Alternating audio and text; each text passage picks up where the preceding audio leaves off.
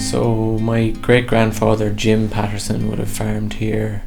My grandfather Pat Patterson was a vet here, and then my dad took over from him and he passed it on to me, and it would have been conventional beef farm all the way down.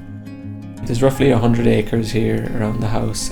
As you can see driving in, there is lots of big old trees here anyway, so I presume that maybe my great-grandfather planted, say, like along the ditches and along the perimeter. But I'd say, yeah, I would be the first person to plant trees in the middle of a good field.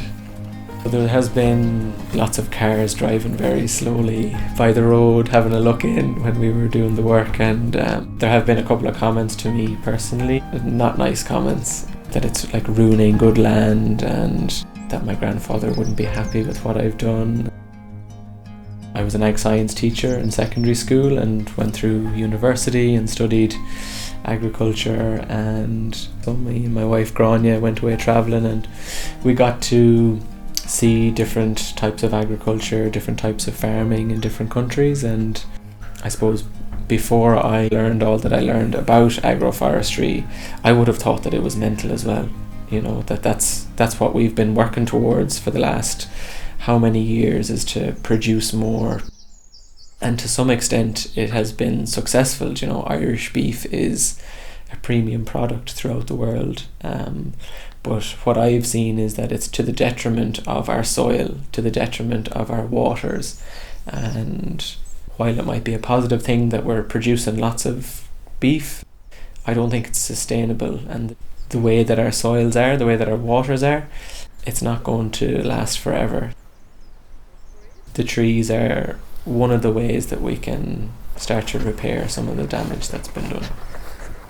The type of grazing that we're doing is called holistic planned grazing. So the cattle get a small area of grass, they graze, they trample, they dung, and then every 12 hours they move on to fresh grass.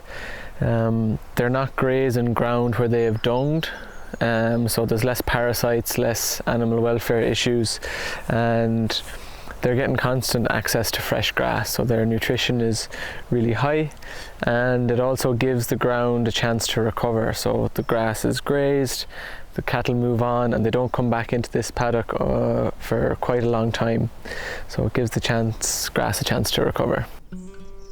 Because of the fertilisers, because of what we've sprayed on the land, because of slurry, the soil is predominantly bacteria based, and when the soil is in balance between bacteria and fungi, the soil is healthy, and whatever is grown in that soil is healthy. When it's bacteria dominant, when there's no fungi, the soil is depleted. So we're reliant on the fertiliser to keep spreading, and farmers are having to spend more and more money on fertiliser, and it's damaging the ground more and more. Whereas if we have the trees, there's nobody fertilising in the forest. The grass that the animals are eating around the trees are actually more nutrient dense than a monoculture of ryegrass that is bacteria dominant. It looks like the place is covered in trees, but like up and down the alleys you can still drive the tractor and cut silage, and you know, the surface area that you lose is very minimal because the sheep can graze right in around the bottom of the tree guards. You just can't graze cattle because once the trees come out through the top, they'd eat the top of the tree, and that would damage it. But again, once these get established, once they're strong enough to have cattle in here, the tree guards will be taken away and we can graze cattle through here again. So it's a short-term sheep field, and like the groups as well, these trees will be thinned. They're very densely planted along here, so as they grow and as they meet, they'll be thinned to allow them to go to full maturity. I see agroforestry as being just the perfect solution because you can still graze your animals and you get the benefits of having the trees. It's the best of both worlds. Like for me, I couldn't believe that the grants were the way they were and that this is being incentivized. I can't understand how more people aren't doing it. We're gone into organics, so our fertiliser bills are reduced.